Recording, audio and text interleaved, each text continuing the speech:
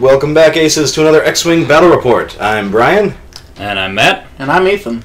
And today we have Brian versus Adam going to one of our local-ish area store tournaments.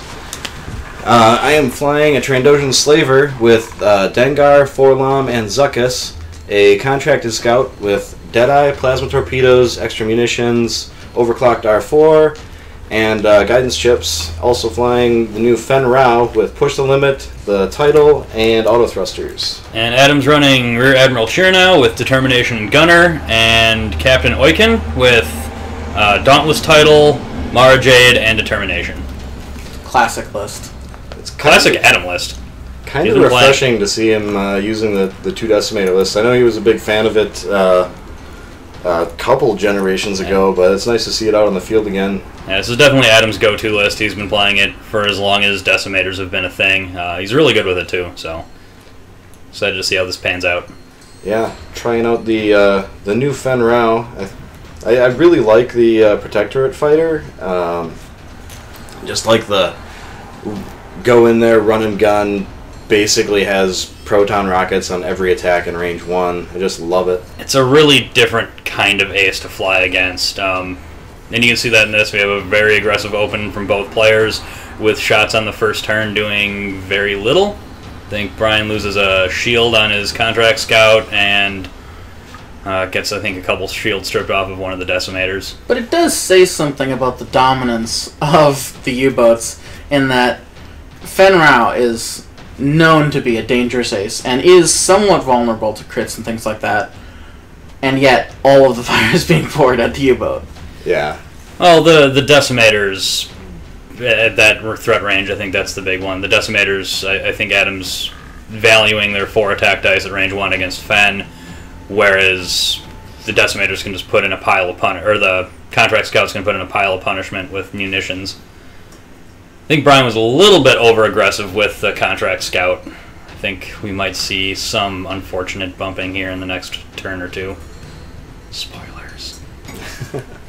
I like this this build that I've been playing around with the contract scout since the recent update and the kind of nerf on them. I think having the overclocked R4 with Deadeye is pretty solid. The contract scout really doesn't care that much about stress. Here we have our first crit. Is that Chiraneau or is that Oicunn? That was on Oicunn. Oicunn. His console is on fire. But with the Dauntless Title, he's going to get in there, bump, try and do some damage, and probably take care of that crit right away. And here we see the parking lot. The parking lot form, which, like I said, I think might be a little unfortunate for Brian since it's going to really cut into that contract scout's ability to deal damage. At the same time, I think that it is unfortunate for a decimator list not to be able to focus fire on a single target. So, in some ways, parking lots can hurt them. Yeah. To be fair, though, Adam can just ignore the contract scout for a while and put some damage in on that slaver.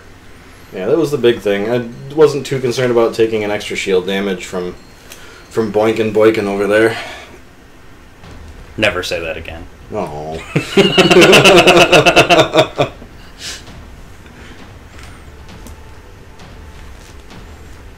But making him have to split fire, or if he wanted to focus fire on a fresh Trandoshan. And that's really the downfall with 2 ship lists. The crit is making Adam flip all his damage cards face up for the rest of the game, which on a decimator is pretty much just cake day.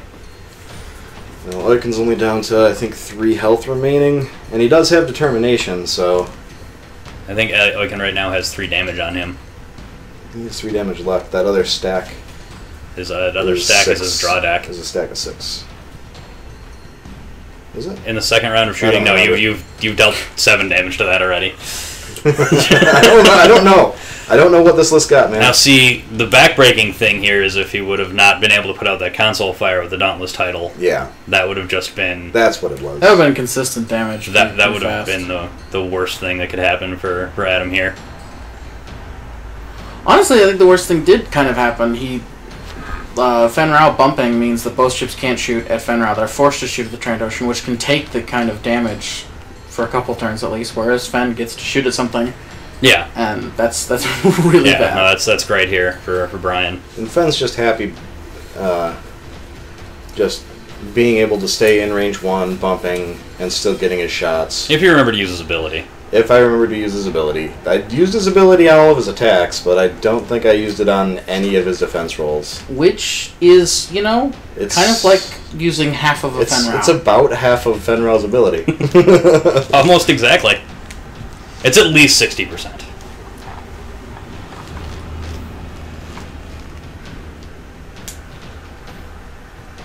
And here we have the contract scout slooping around the backside.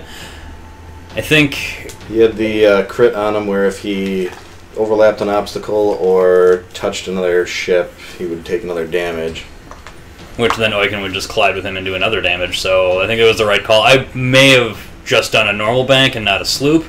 The odd chance that the contract scout lives, it might escape to be relevant later in the game, but... Not to mention being able to make it green and get rid of that stress and focus up, so potential damage dealing if it does live. Yeah. Well, the stress was from Jade, though, so I was going to receive that regardless. Yeah, but then it would still get to take actions. It's fair. And we have Adam's sweet magnet conversion, making those decimators very easy to spin around and get good line of sight. No, I really like the paint job that he's got on those. You can't see it from the camera, but he also has LED lights in for the engines as well. It's pretty sweet. Adam does a great job with his conversions and mods. Here we have Fenn Rau crashing into more stuff.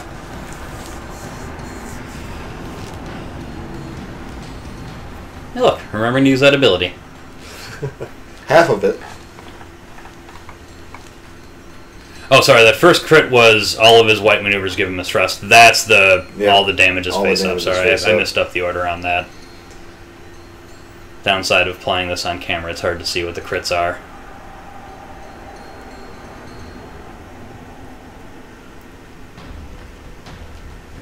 Dishing it down on that poor contract scout. Again, I think it is a testament to the threat that it bears in that it is continuing to receive all of the hate. Jinx. Yeah, that happens. And the contract scout's finally dead. It's just nice because it's taking a lot of aggro away from Fenn Rau, I think. Yeah, it works nicely here, but I just think it's amusing because maybe in a colder, more calculating evaluation, the contract scout is less of a threat than Fenn is, certainly at this kind of range. But then again, he's also the only one you can count on killing in a single round. Yeah. I think another thing, too, is the underestimation of the Trandoshan Slaver party bus, as we call it. It can put out a lot of punishment very quickly. Well, just all of the modifications it can do. Offensively and defensively, it's just... Yeah, it's not as useful against 2 decimators. You don't really get to see it shine like you do against other ace builds. Well, I mean, you see the ability to shut off if they're using Kenkirk. Dengar that evade token. Really Dengar always gets his 2 rerolls, so it's effectively a target lock every turn. And Zuckuss occasionally lets you maybe at that range 3 shot. Make them reroll a die, but at that point you're not taking a huge amount of stress, so you might be able to focus. Yeah, and that extra 1 damage can be huge. I don't think there's any ships that the Trandoshan Slaver is bad against. It's a good all-around. Yeah, the big ship, craft. the scum big ships definitely have an edge on everybody else, and just their versatility. Yeah.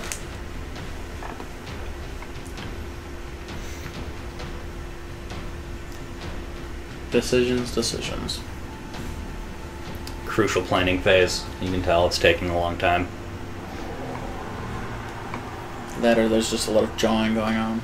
I was trying to figure out what exactly I wanted Fenn Rau to do. If Adam was going to go for just staying in the parking lot, then Fenn wanted to stick where he was at. But if Chiraneau decided to kind of scoot out just to get extra shots, if it was a good spot for Fenn to kind of break out and try to realign himself. I think the right play here would have been a forward 5 onto the debris cloud. Put him out of his misery. Give him that extra stress. Yeah. Let him go out on his own terms.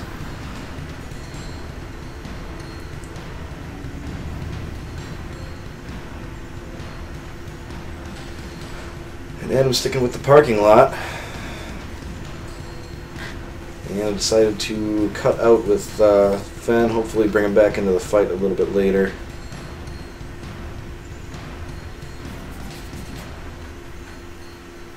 I'm pretty sure from here I was at range 2 of Chiraneau, so I really wanted to push him into range 1 to get his extra defense die, which I forget to roll. And to give him a little bit better position for next round. I think the key lesson to take away from this battle is always remember your pilot's abilities. I'm usually pretty good at it, but I think this is the second time I've ever used Fenn Rau. I'm surprised you didn't push with Fenn for a focus there. I think I did. I didn't see you throw one down.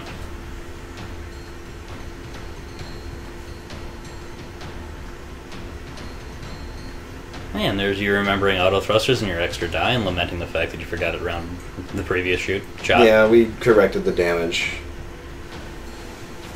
Hacks, clearly. And it was double damage anyway. So Fenn's still a sad panda. Chiraneau doing work with his ability. I think Chiraneau's pilot ability is one of my favorites. It's really strong. It is very strong. I mean, anything that can modify dice consistently is strong. Luke's ability, Poe's ability, Kay and Farlander's ability, they're all very, very strong. Bosk.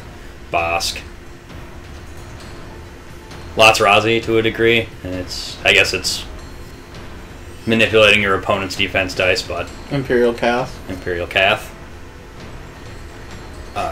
Scum Boba Fett. It's pretty good.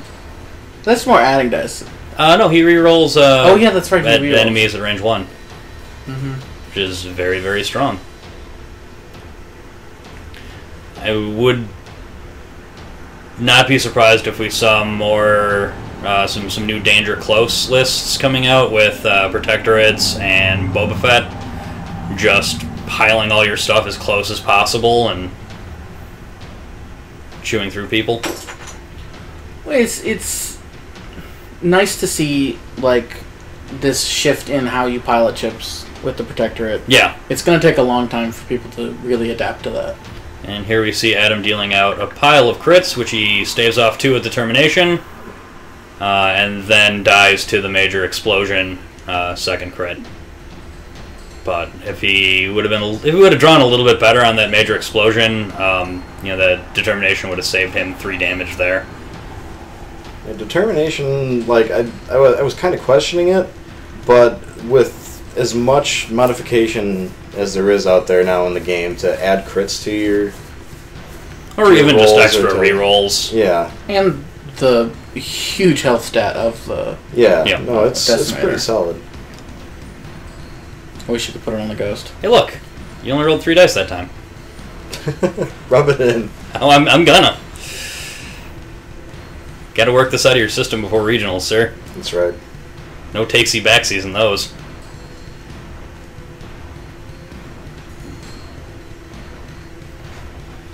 Party bus just doing what it do. Chiraneau just soaking up damage.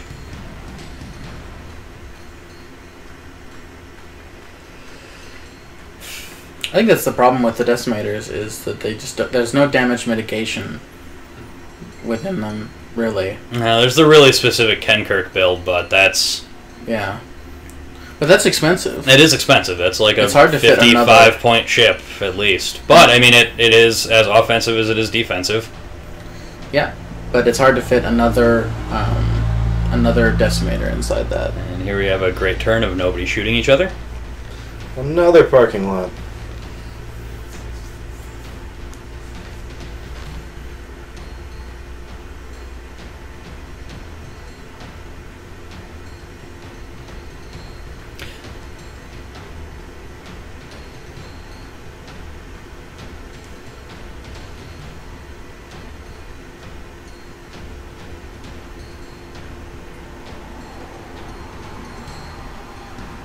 Fenn Rau coming around, and I think he's just out of arc right there, so I had to either boost or barrel roll to get him in. It is hard to see with this giant footprint that is the Decimator. Yeah, I think I was just out. Well, and you can't really risk it. I mean, Fenn's wounded. He needs to get his shots off. Yeah. So you have to do something to get arc. He might have lived through this shot, too, if he remembered his ability. You are cruel. Ow. Well, that's how we make each other learn, is by berating each other. I think for the rest of the event, I remembered. You learned your lesson? Yes. You learn more from making mistakes. And having your friends humiliate you because of them. Yeah.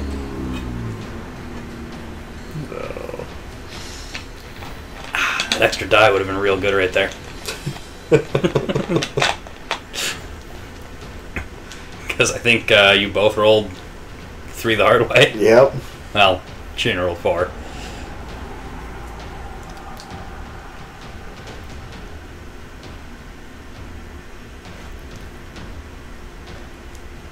And here we have that the Trandoshans are best at turning 3. They're like big Y-Wings in that regard. The party bus. Better Hawks. Really good at flying around in circles. Which is great until you get caught in that loop, and then it can just be miserable. Yeah. I think it's why engine mod on a Trandoshan is my favorite, just because it allows you to break that kind of dynamic. And engine mod on a Slaver is ridiculous. And here we've got the kill shot from the Trandoshan Slaver. Alright guys, well thanks for watching. Be sure to give this video a thumbs up. We'll get some more videos out there for you. And don't forget to subscribe to check out the rest of this tournament at Flying Phoenix Games. In Oshkosh, Wisconsin.